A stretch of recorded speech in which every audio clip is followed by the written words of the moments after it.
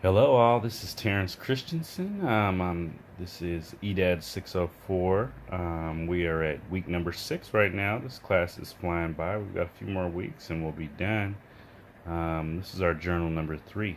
And so I'm just kind of glancing to the left here. I'm going to be reading a few quick notes that I took, but tonight's video journal is about communication skills. And specifically just what communication skills I'm good at, and which ones I'm identifying as ones that I need to work on. So I'm going to cut right to the chase. I am a school counselor at Berkeley High School, so a lot of these communication skills come very easy. I am the team leader. However, it's a very small team. Um, so there were some easy ones to identify that I needed to work on, especially if I'm going to be a school leader. But in being a counselor, the four that I really felt um, that I am good at or getting better at is empathy. As a school counselor, you have to have empathy as you're talking with students, teachers, admin, parents, community stakeholders. Um, really the empathy comes deep for me when I'm talking with my students. And so, clarity, got to have a sense of clarity as a counselor. Um, Especially in my role as a counselor, as the team lead at Berkeley High School, there's got to be a lot of clear visions. Got to know exactly what you're aiming for, what you want, what you need to do. Because at a big school, your duties can get really really gray area, and it could take you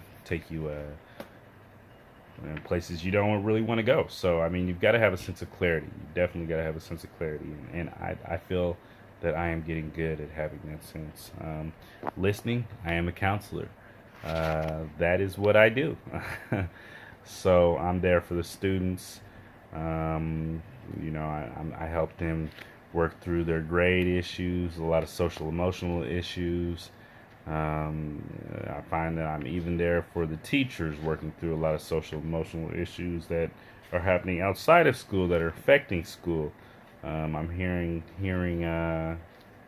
having to listen to admin, and it's not just social emotional issues. I mean, as a counselor, especially in my position, where one mistake can really kind of throw off a whole student's trajectory.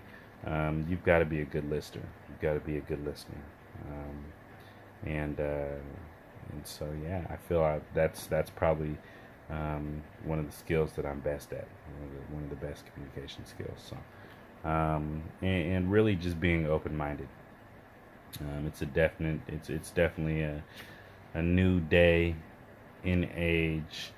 A lot of students think I'm a younger, or a really young staff member. I am 35, so it definitely is a new day and age for me. And just finding that open-mindedness, and it runs right along with having a sense of clarity and empathy, and so all of those parallel for me. But yeah, just being uh, open-minded. There's a lot of things that I hear um, from students, from staff, from all types of from everyone that comes into my office that normally a person might be like, ooh, they might react facially or really create judgment very quickly, and I've really gotten better over the years of just being open-minded, not creating any judgment, and really going along with what's happening, and just finding the best way to help whoever's in my office, whether it be a student, a teacher, whoever, a parent. So I find that I'm fairly decent at these. I'm getting better in everything. I can't say I'm the best, and I don't think I'll ever say I'm the best at anything, but I am always striving to be better, and those are some of my strong points. Um, Really, what I need to work on is being assertive. Being assertive as a leader is going to take me far. Um, and I really, this is just something that I know I lack is being assertive. As a team, as the lead counseling team member, I I really leave a lot of our decisions up to the whole group. I've never really made there probably have been a few times, but I don't normally make a team call and say this is what we're doing. I'll send a Moodle out to everybody and say, hey, look, here's our options, and what would you all like to do? But there's definite times where I feel like I just need to put my foot down and say, this is what's happening, or here's on the agenda, or here's what we need to do as a counseling team, and I don't do that. And so I really feel, we have another year in this program, and next year I'm going to be taking a lot of leadership opportunities within the school, and even some things outside of the school. And so this is something that I need to work on, especially as an aspiring leader, is just practicing being assertive, putting my foot down, making things known.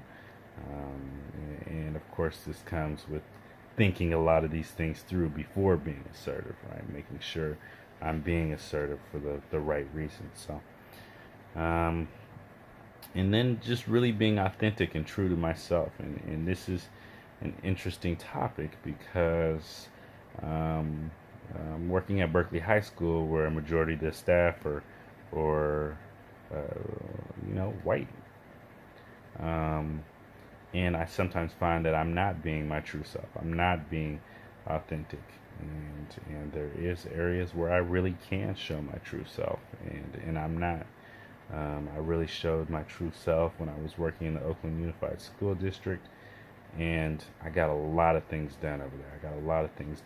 And I moved over to Berkeley because I felt like this was going to be an area, a school, and where I could get some tremendous growth, especially in the counseling field and on the leadership front. And I feel like I really haven't been true to myself. And I've kind of been a yes man when it comes to doing things for the parents, when it comes to doing things for the admin, and so just in talking in the counseling meeting the other day, we were all talking about it's time to be true to self regarding a few issues that we have coming, specifically around 504s in the district, and what we are willing to do, and I just really, so that comes with also being assertive, right? That wraps around. So being true to myself, and in saying that I'm not gonna, I'm not gonna do this dirty work. I'm not gonna do some illegal 504s for the district, and really just speaking my voice, being true to myself. So I could go for a while on this, and I'm not, in the sake of time. Thank you all for tuning in, and look forward to catching you during week 8. Have a good evening.